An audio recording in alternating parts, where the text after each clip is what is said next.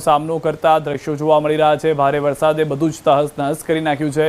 જમ્મુના સાંબા વિસ્તારમાં ગામમાં પાણી ઘૂસી જતા તબાહી મચી ગઈ છે। રોડ રસ્તાઓએ જળ સમાધિ લઈ લીધી હોય તેવા દ્રશ્યો જોવા મળી રહ્યા છે। લોકોના ઘરોમાં પણ પાણી ભરાઈ ગયા છે। ભારે વરસાદને પગલે સ્થાનિકોમાં ગભરાટનો માહોલ જોવા મળી રહ્યો છે। કાશ્મીરના મિની કાશ્મીર તરીકે ઓળખાતા ભદરવાહના નાલધી વિસ્તારમાં પૂરની સ્થિતિ જોવા મળી રહી છે, જેથી લોકોને સુરક્ષિત સ્થળોએ મોકલવાની તૈયારીઓ ચાલી રહી છે। ભારે વરસાદને પગલે જનજીવન પ્રભાવિત થયું છે। જ્યાં જુઓ ત્યાં ફક્ત પાણી જ પાણી જોવા મળી રહ્યું છે। રોડ રસ્તા પર જાણે નદીઓ વહેતી હોય તેવા દ્રશ્યો સર્જાયા છે। ભારે વરસાદને પગલે બનાસ નદી બે કાંઠે વહેતી થઈ છે। અમીરગઢ અને ઇકબાલગઢ નજીક બનાસ નદી બે કાંઠે વહેતી થતા ખેડૂતોમાં ખુશીનો માહોલ જોવા મળ્યો। બનાસ નદીમાં પાણીની આવકમાં વધારો થતા દાંતીવાડા ડેમની સપાટીમાં વધારો થશે। નદીમાં નવા નીર આવતા ખેડૂતોના બોર અને કૂવાના પાણીના તળ ઊંચા આવશે।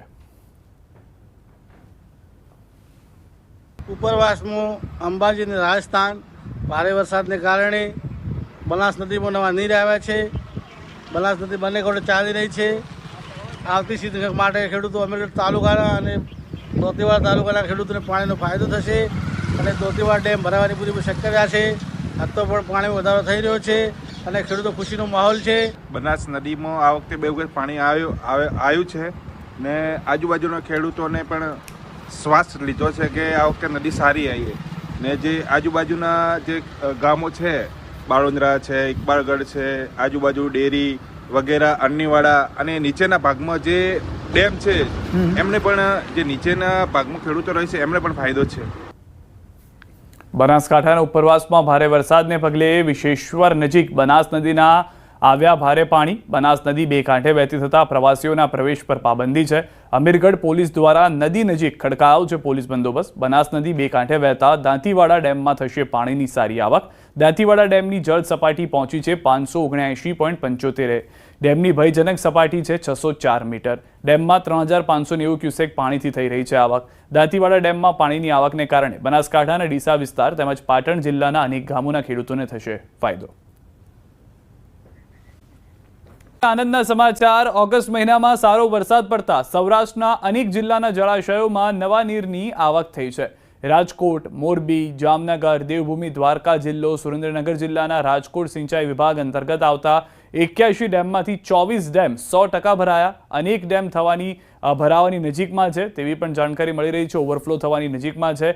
રાજકોટ જિલ્લાના મોજ ડેમ, આજી 3 ડેમ, સોડવદર ડેમ, ન્યારી 2 ડેમ, લાલપરી તળાવ, માલગઢ ડેમ 100% ભરાયા છે, જ્યારે મોરબી જિલ્લાના ઘોડાદ્રોઈ ડેમ 100% ભરાયો છે। જામનગર જિલ્લાના 21 ડેમમાંથી 7 ડેમ 100% ભરાયા છે।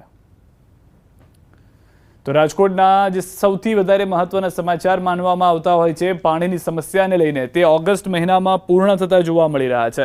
સૌથી વધારે મહત્વની વાત એ છે કે જેટલા પણ ડેમ છે તેમાં પાણીનો પુરવઠો તેટલો પ્રમાણમાં અત્યાર પ્રમાણે જોવા મળી રહ્યો છે કે ઉનાળો સારો નીકળી શકે છે અથવા તો ઉનાળો શાંતિપૂર્ણ નીકળી શકે છે, કેમ કે મોટાભાગના ડેમ જે છે તે ઓવરફ્લોની નજીક આવી ગયા છે।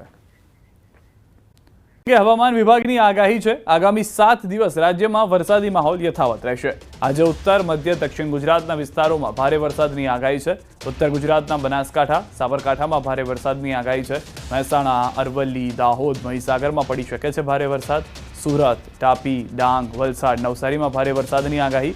આવતીકાલે કેટલાક જિલ્લાઓમાં ભારે વરસાદની સંભાવના છે। તો આવતીકાલે છોટાઉદેપુર, નર્મદા, ડાંગ, તાપી, વલસાડમાં યલો એલર્ટ અપાયું છે। અમદાવાદમાં હળવાથી મધ્યમ વરસાદની શક્યતા છે। સૌરાષ્ટ્ર કચ્છમાં હાલ ભારે વરસાદની શક્યતા નથી। अगले 7 दिन के लिए येलो वार्निंग के साथ, और सौराष्ट्र कच्छ में कोई हेवी रेनफॉल वार्निंग नहीं है। और थंडरस्टॉर्म वार्निंग रहेगा अगले 5 दिन दोनों क्षेत्रों के लिए, 26 से लेकर 30 अगस्त तक। તો હાલમાં જે રીતે જાણકારી આપવામાં આવી રહી છે, અમદાવાદમાં હળવોથી મધ્યમ વરસાદ જોવા મળી શકે છે, પરંતુ આ તમામની વચ્ચે એ પણ જાણકારી છે કે હજી પણ વરસાદનો જે રાઉન્ડ છે તે મહિનાના અંત સુધીમાં જોવા મળી શકે છે।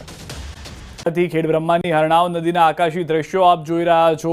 હરણાવ નદી ગાંડી તૂર બનતા નદીમાં પાણીની આવકમાં સતત વધારો થઈ રહ્યો છે।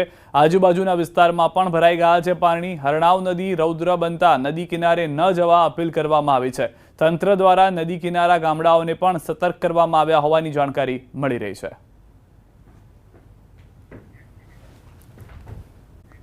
પોળોમાં આવતા પ્રવાસીઓ માટે માઠા સમાચાર। પોળો ફોરેસ્ટ પ્રવાસીઓ માટે બંધ કરાયો છે। પોળો ફોરેસ્ટનો મુખ્ય રસ્તો હરણાવ નદીના પૂરમાં ધોવાઈ ગયો છે. રસ્તો ધોવાઈ જતા વાહન વ્યવહાર સંપૂર્ણ બંધ થઈ ગયો છે. પોળોમાં 2 સ્થળે રસ્તો ધોવાઈ ગયો છે.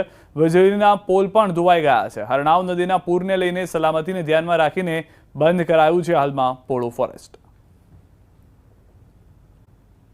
હાથમતી જળાશય થયો છે ઓવરફ્લો. હાથમતી જળાશય 100% ભરાતા ઓવરફ્લો થયો છે. ગાંધીનગર, દહેગામ, પ્રાંતિજ અને હિંમતનગર તાલુકાના 90 ગામો માટે ખુશીના સમાચાર છે. નદીના 40 કિલોમીટર લંબાઈના 27 ગામડાઓને 2 વર્ષ સુધી સિંચાઈનો પાણી ન મળશે લાભ. જળાશયના ઓવરફ્લો થતાં હાથમતી નદીના કિનારે ન જવા પણ અપીલ કરવામાં આવી છે. તો હાલમાં રાહતના સમાચાર છે. 40 કિલોમીટર લંબાઈના 27 ગામડાઓને 2 વર્ષ સુધી સિંચાઈના પાણીનો લાભ મળશે. જળાશય ઓવરફ્લો થતાં હાથમતી નદી કિનારે ન જવા પણ લોકોને અપીલ કરવામાં આવી છે. અમદાવાદ વાસીઓ માટે છે રાહતના સમાચાર છે. સાબરમતી નદીમાં પાણીની આવક ઘટી ગઈ છે. હાલ વાસણા બેરેજના 27 જેટલા ગેટ 12 ફૂટ ખુલ્લા. સવારે 6 વાગ્યાથી પાણીના લેવલમાં ઘટાડો થયો છે. સિંચાઈ વિભાગના કાર્યપાલક ઇજનેરનું નિવેદન. સાબરમતી કાંઠાના ગામોને એલર્ટ કરાયા છે. સુભાષ બ્રિજથી ઇન્દિરા બ્રિજ સુધીનો રિવરફ્રન્ટ આખો ડૂબી ગયો હતો.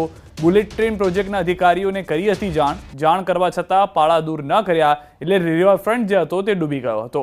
પાળા દૂર કર્યા હોત તો રિવરફ્રન્ટના લોઅર પ્રોમિનાડ ન ડૂબ્યો હોત તેવું કહેવામાં આવી રહ્યું છે. તો જે બુલેટનું કામ ચાલી રહ્યું હતું ત્યાં આગળ પાળા બનાવવામાં આવ્યા હતા. જે દ્રશ્યોમાં આપ જોઈ રહ્યા છો જે પાળો છે, જો એ પાળો હટાવી દેવામાં આવ્યો હોત તો આ રિવરફ્રન્ટનો જે નીચેનો પાર્ટ છે જેને લોઅર પ્રોમિનાડ કહેવામાં આવે છે એ પ્રોમિનાડ ન ડૂબ્યો હોત તેવો દાવો કરવામાં આવી રહ્યો છે એન્જિનિયર તરફથી. સાબરમતીમાં આજે વહેલી સવારે 94,056 ક્યુસેક જેટલું પાણી છોડવામાં આવેલું છે અને તેના બાદ અત્યારે સતત એમાં પાણીમાં લેવલમાં ઘટાડો છે. એમના દ્વારા જે પાળો બનાવવામાં આવેલો તો એ આપણે એમને ચોમાસું સિઝન પહેલા પણ એમને જાણ કરવામાં આવેલી હતી. ત્યારબાદ 7મા મહિનામાં અને અગાઉ પાણી છોડવાનું હતું એની પહેલા પણ જાણ કરવામાં આવેલી હતી.